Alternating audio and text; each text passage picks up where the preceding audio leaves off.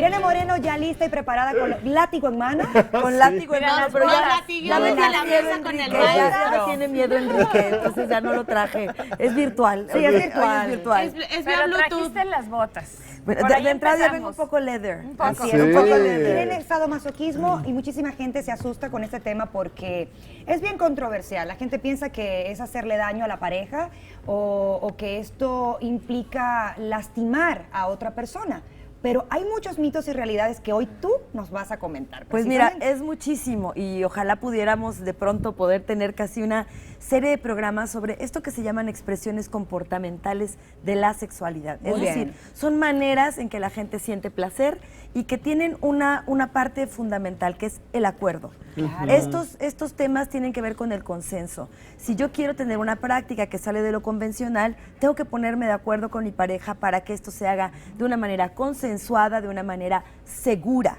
Porque si es que me voy a poner a improvisar, también puedo tener, sobre todo en este tema de lo que vamos a platicar el día de hoy, algún accidente o puedo realmente lastimar si no sé hacer correctamente las prácticas sadomasoquistas. Claro. El sadomasoquismo, bien lo decías Gaby, es muy antiguo, siempre ha habido este tipo de prácticas, claro, de manera subrepticia. El Marqués de Sade escribió en sus libros toda esta serie de manifestaciones placenteras que para la gente resultaban retorcidas, extrañas. Es que se escucha como enfermedad, ¿sabes? Mucha gente lo cataloga, lo señala como, estás loco. Claro. Es que estás enfermo.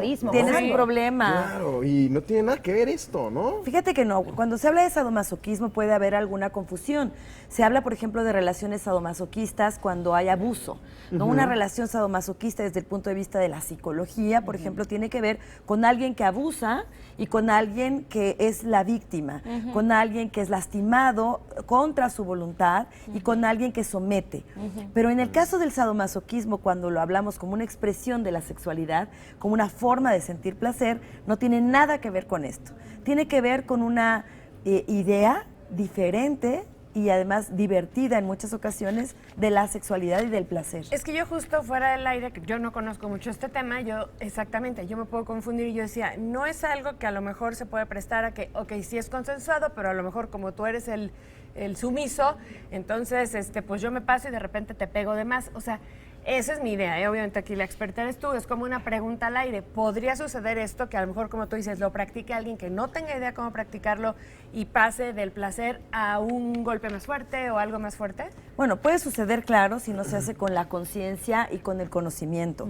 Como decíamos, en una relación sadomasoquista, hablando desde la psicología, bueno, estamos hablando de un abusador y un abusado. Sí. Estamos hablando de alguien que se somete contra su voluntad y alguien que somete, a lo mejor abusando de su poder, de su jerarquía, de su fuerza física o mental sobre la otra persona. En el caso del sadomasoquismo, las personas que quieren entrar a este mundo, bueno, de entrada pueden meterse a internet y buscar una serie de clases y de formas y de maneras diversas de tener estas prácticas, pero también incluso hay grupos a los que se acuden para tomar clases. Era lo que te iba a preguntar, ¿en México hay alguna página o grupo al cual se pueda acudir para no tener esto, en lo que bien platicabas, ¿no? Que trates de hacer algo y no sepas cómo y estás experimentando, pero te da pena preguntar y entonces sí puede suceder algo no deseable ni para ninguno de la pareja. Claro, o quienes estén. Para los participantes, para los involucrados. Para los involucrados. Mira, es algo importante. México tiene varias agrupaciones. Agrupaciones serias, no todas, pero algunas sí son agrupaciones muy serias que dan estas clases, que dan esta orientación o que incluso tú puedes ir a tomar una sesión. Dices, oiga, yo quiero pues tener la sensación, conocer de qué se trata y quiero tener esta sesión. O acudir a una fiesta en donde tú simplemente vas y ves cómo funcionan estas fiestas. Hay como este tipo de shows, ¿no? Este tipo de espectáculos en el que tú puedes ir simplemente a ver, te das cuenta de lo que se trata. Y si fuiste con tu pareja y dices, oye, a mí me gustaría tener esta práctica, por ejemplo, con un látigo, sobre un potro, en donde nos amarremos, en donde podamos tener algo de dolor placentero, podemos entonces buscar quien nos asesore. Y precisamente de eso te quiero preguntar. ¿Por qué es tan placentero para algunas personas el experimentar ciertos grados de dolor? ¿Qué pasa en nuestro cerebro para que esto es tan placentero? El área del cerebro donde sentimos placer, también tenemos el área del cerebro donde donde sentimos el dolor. Y yo creo que muchas veces tú has experimentado que dices, ay, esto como que duele, pero como que es rico. O como cuando algo te pica. Dices, me pica, o sea, esta sensación que podría ser desagradable de enchilarte, pero que por otro lado es muy placentero, que te gusta. Incluso las cosquillas, la sensación de cosquilla, para mucha gente puede ser placentera y dolorosa a la vez, porque genera como esta sensación de ansiedad, de no saber en qué va a terminar. Bueno, esta misma sensación se produce durante este tipo de relaciones o este tipo de situaciones dentro del sadomasoquismo.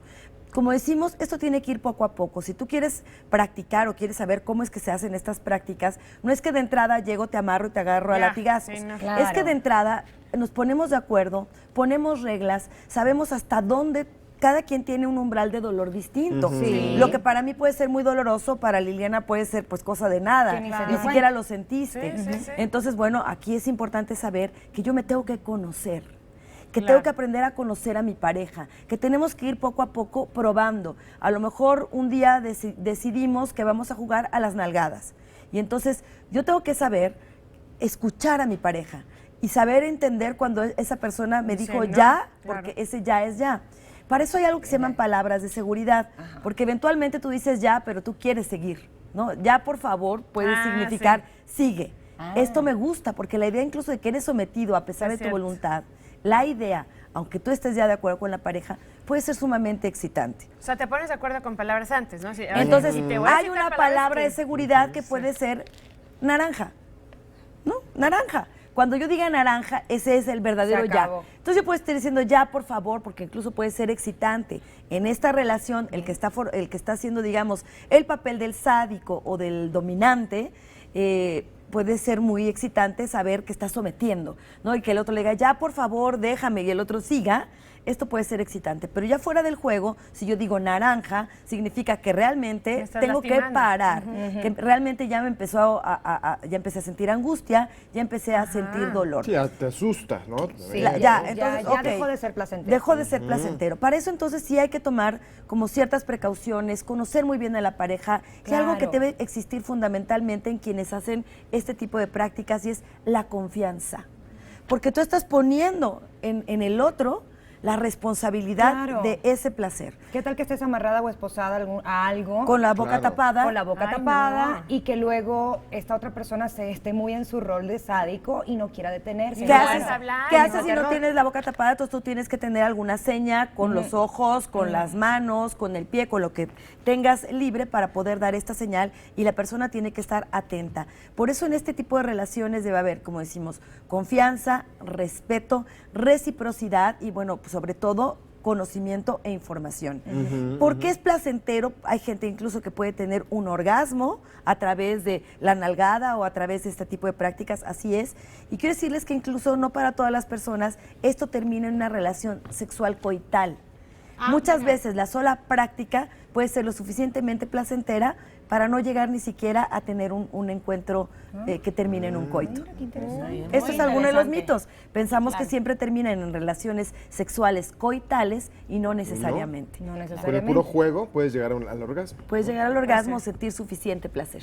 Informarse, ¿no? Es lo más importante para quien lo quiera practicar. Nosotros muy atentos, Irene. Sí. Pues sí, es un tema amplísimo. Oye, nos quedamos con muchísimas preguntas en el tintero. Nadie dijo naranja. Bueno, más que nuestro director de cámaras que está diciendo naranja. Nos quedamos aquí con esta sección de Irene Moreno. Muchísimas gracias. Gracias con este tema tan